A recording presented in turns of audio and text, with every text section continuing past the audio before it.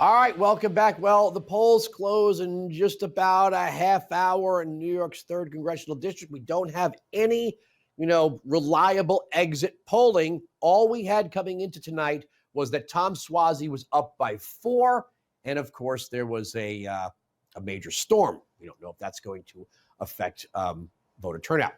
All right, let me give you this headline from Substack. Open the books, right? Pentagon secretly institutionalized DEI in its K-12 public schools. Quote, during congressional hearings last spring, Gil Cisneros, then Undersecretary for Military Readiness, announced that the Pentagon was closing its newly formed Office of Diversity, Equity, and Inclusion within its K-12 school system and reassigning its controversial DEI chief after a 10-month internal investigation. The Pentagon, under Secretary of Defense Lloyd Austin, is preventing details of their DEI policies from coming to light by abusing the Freedom of Information Act. They bamboozled the public with window dressing in congressional hearings while forcing woke extremism on the roughly 70,000 children of our military service members. Well, my next guest is the CEO and founder of OpenTheBooks.com, Adam Andrzejewski. All right. Is this just like the vaccine mandate in the military? It's, basically you follow orders. If you want to continue on your career, this is what we're doing to your kids.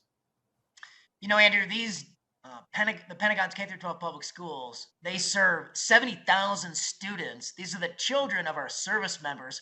Oftentimes, these families don't have any other option but to send their kids to the Pentagon's K-12 public schools. So this is especially pernicious. Like after the Hamas attacks on Israel, you saw at our elite universities, those students couched in DEI, protesting, taking the side of the terrorist versus our ally Israel. This diversity, equity, inclusion teaching has no place in the Pentagon's, the Department of Defense, the K-12 public schools.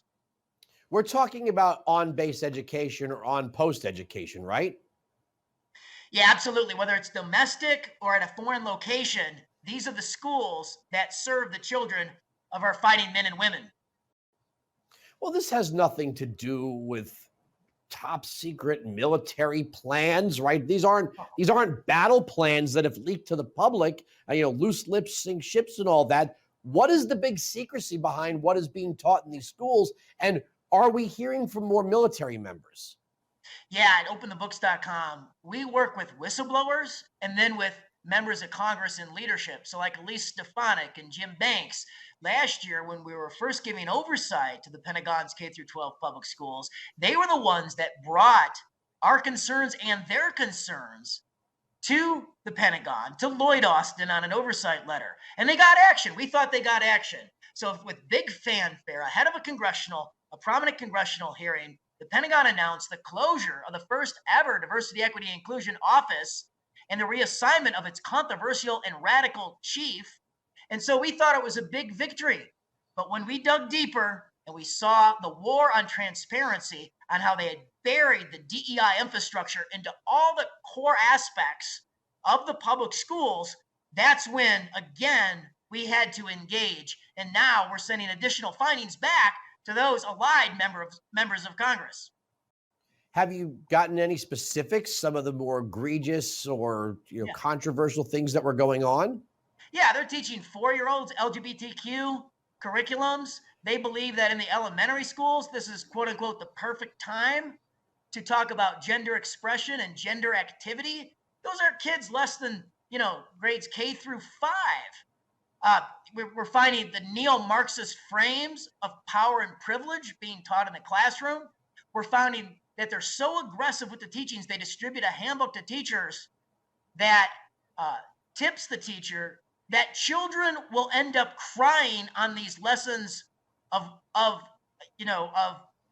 racism and sexual activity, but to keep pressing, keep being aggressive with the education, keep moving it forward in the classroom beyond the tiers. Is there anything military? I mean, I guess short of going off base or off post looking for parochial or private education, probably most enlisted people can't afford to do that. Nobody's getting rich in the military. Do they have any recourse to this? Yeah, well, in 2 years they will. So Elise Stefanik, Jim Banks, other members of Congress, they passed the Parents' Bill of Rights, where parents will have the ability to inspect the curriculums being taught to their kids. Like right now, uh, the DoD is rejecting our Freedom of Information Act request for their payrolls.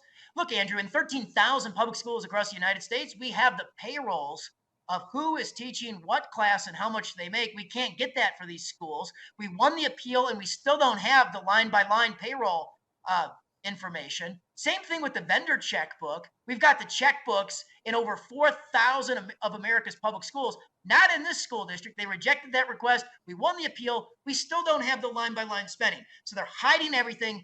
They've buried everything. They are pulling down public links to their curriculum and their teachings, both at the schools and with their vendors as well. Well, I mean, I can only look, if you're enlisted or a non-commissioned officer, I mean, do you really want to come up against command on this? See, I know, and that's why privately families are reaching out to us. And we encourage you, if you're watching the program here, Andrew, and if you got additional information on what's being taught to your child in the classroom, please drop us a note. It's highly valuable information from the inside. So, once again, the social experimentation in the military. All right. Well, thanks for informing us. I got to leave it there. Thank you, Andrew. All right, Adam Andrzejewski, we'll get you back soon. Nancy Pelosi, who seems like she's reading from notes. When we talk about who's also a mental decline, I think we know it's Nancy. But, okay, something about President Trump's going to be Speaker of the House? But what I say is, I mean, I wish him well. He's the Speaker of the House. I wish him well. I wish we can find a path. I offered help any way I could. But I think the Republicans wanted Trump as their Speaker. And did you offer to help them count votes? Well, you know, the thing about it is, I'll just use this word that is really lacking on the Republican side, both in the Congress and with what's his name used to be president: respect. Well, technically speaking, the Republicans could pick Donald Trump as their speaker. Thanks for the idea, Nancy Pelosi, because the Constitution says the House shall choose its speaker. It doesn't actually say that it has to be a member of the House of Representatives. So good idea, Nancy. Coming up next, FBI whistleblower Pedro Orta when we return.